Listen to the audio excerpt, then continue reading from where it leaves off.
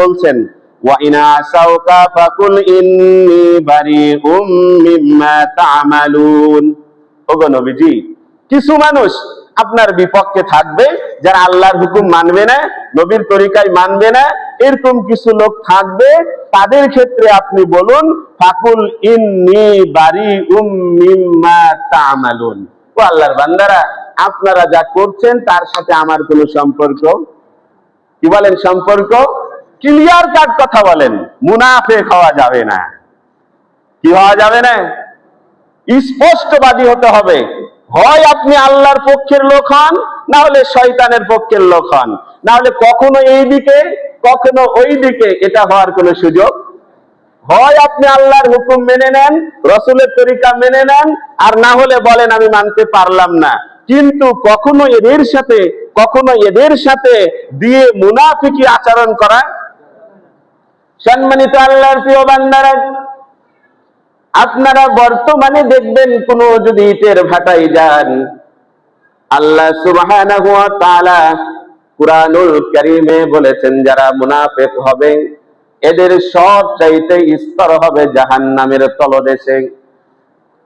ইটের ভাটায় যদি আপনি যান, দেখবেন একবারে যেই সকল ইটগুলো আগুনের কাছাকাছি থাকে, আগুনের বেশি তাপের কারণে কিছু ইট টেড়া হয়ে যায়, বাঁকা হয়ে যায়, যেগুলোকে আমরা বলি পিক ইট, কি বলেন, খোয়া বানাই। এই আগুনের থেকে একটু দূরে থাকার কারণে কিছু ইট গুলো বেশি পুড়ে কিন্তু টেড়া হয় না, বাঁকা হয় না, যেগুলোকে আমরা কয় নাম্বার ইট বলি। সম্মানিত আল্লাহর প্রিয় বান্দারা, সেই আগুনের থেকে আরেকটু দূরে থাকার কারণে তাপ অল্প লাগে কিন্তু ইটের সাইজ ঠিক রাখে, যেগুলোকে আমরা বলি কয় নাম্বার, 2 নাম্বার।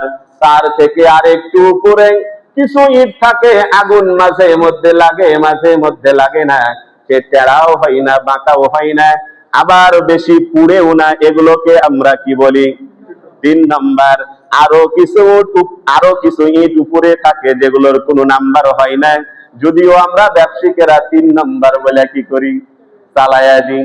সম্মানিত আল্লাহর প্রিয় বান্দারা, আগুনের কাছাকাছি ওই পিকিট থাকার কারণে, বেশি আগুন লাগার কারণে ইটগুলো টাড়া হয়ে গেছে, বাঁকা হয়ে গেছে আগুনের উত্তপ্ততার কারণে।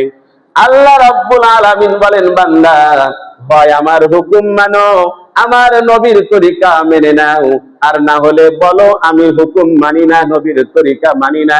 কখনো বলবা মানি, কখনো বলবা মানি না। এই মুনাফিকি আচরণ করবা না।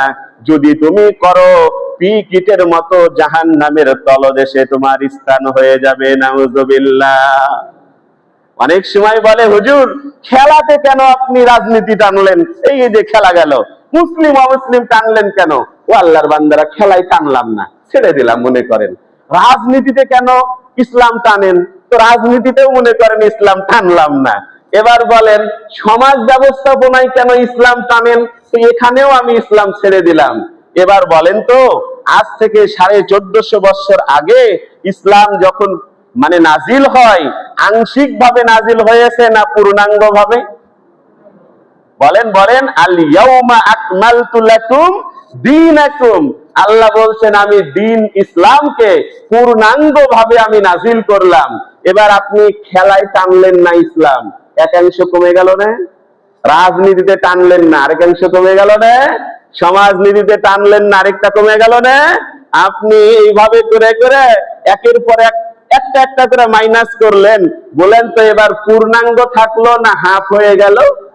কখনো কোয়ার্টার হলো, কখনো হাফ হলো, কখনো হাফের থেকেও আরো কমে গেল, তাই না ভাই? তাহলে ইসলাম তো এইভাবে নাজিল হয়নি, হয়েছে কিভাবে?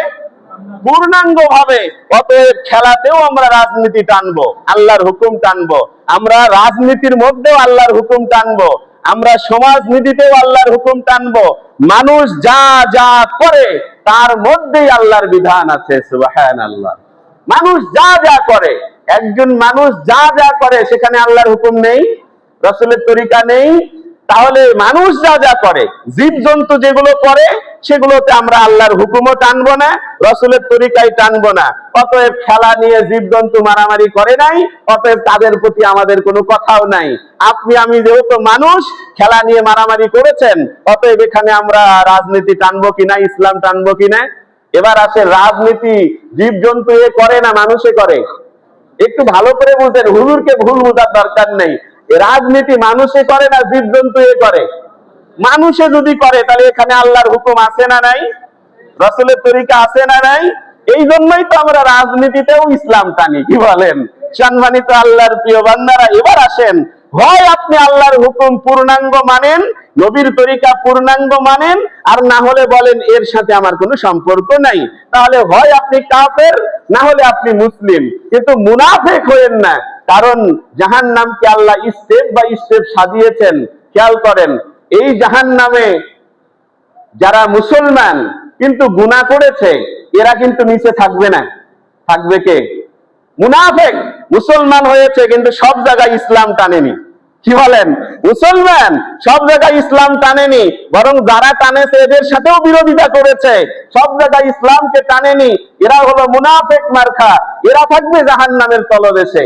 আর যারা সাধারণ মুসলমান, ভাই সবচেয়ে ইসলাম দরকার কিন্তু আমি মানতে পারছি না, এরা হয়তো বাটা উপরের দিকে থাকবে, একটু আগুনের তাপ কম লাগবে।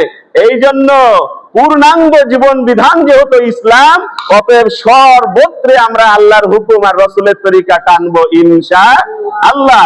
নবীজিকে বললেন ফাইন আসাউকা, সেকেন্ড পারসন সিঙ্গুলার নাম্বার, ওয়াহিদ মুযাক্কার হাজিরের সিগা, বললেন ওগো নবীজি, যদি কেউ বলে না আমি আল্লাহর হুকুম মানি না, রসুলের তরিকা মানি না, ফাকুল, আল্লাহ রসুলকে আদেশ করলেন ইন্নী বারিউম মিম্মা তা'মালুন, ও নবী মুহাম্মদ আপনি ক্লিয়ার বলে দেন তোমরা যা যা করছো এর সাথে আমি নবী মুহাম্মাদের কোনো সম্পর্ক। তাহলে আপাতত আযাব আসলে আল্লাহ যদি চায় আপনাকে বাঁচাতেও, নূহ আলাইহিস সালামের প্লাবনে বুড়িমা বেঁচে গেছিল না? কুরআনুল কারীমে আসছে না ঘটনায়? তাহলে যদি আপনি যদি ক্লিয়ার বলেন যে না আমি তোমাদের সাথে নাই, তোমরা যা যা করছো এর মধ্যে আমি নাই, তোমাদের আচরণ দ্বিমুখী মুনাফিকি, অতএব আমি এর মধ্যে নাই, আমি সর্বত্র আল্লাহর হুকুম মানি, সর্বত্র রসুলের তরিকা মানি, যদি আল্লাহর আযাব আসে আল্লাহ চাইলে আপনাকে বাঁচাতেও, কিন্তু দ্বিমুখী আচরণ করলে বাঁচার কোনো সুযোগ। সম্মানিত আল্লাহর প্রিয় বান্দারা, ওয়া তাওয়াক্কাল আলাল আজিজির রহিম, আল্লাহর দাওয়াত দেন, রসুলের তরিকা মানার জন্য সর্বত্রে দাওয়াতি কাজ করেন, আর ভরসা রাখবেন কার উপরে? কারণ আপনি বলে কাউকে হেদায়েত দিতে পারবেন না। যদি হেদায়েতের মালিক কারো হাতে থাকতো, তো নবী মুহাম্মদুর রাসূলুল্লাহ সাল্লাল্লাহু আলাইহি ওয়াসাল্লামের মতো শ্রেষ্ঠ মহামানব, শ্রেষ্ঠ উপদেশ প্রদানকারী, তিনিও ওই সময় যে নসিহা করেছেন, তাহলে আবু জাহেল, উদবা, সাইবা, ওলীদ বিন মুগীরা এদের মতো মানুষগুলো বিপক্ষে যেত না। কি বলেন? সম্মানিত আল্লাহর প্রিয় বান্দারা, এখন কথা হলো যদি দাওয়াতি কাজ করতে পারেন লাভ কি? ওয়াদাল্লাহু